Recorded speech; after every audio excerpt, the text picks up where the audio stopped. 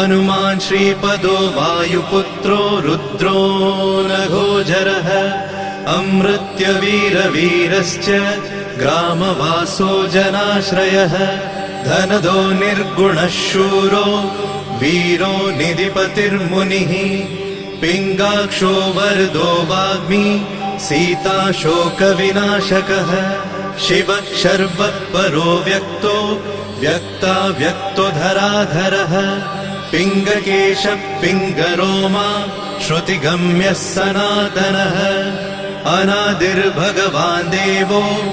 विश्वहेतुर्जनाश्रयः आरोग्यकर्ता विश्वेशो विश्वनाथो हरीश्वरः भर्गो रामो रामभक्तः कल्याणप्रकृतिस्थिरः विश्वम्भरो विश्वमूर्तिर्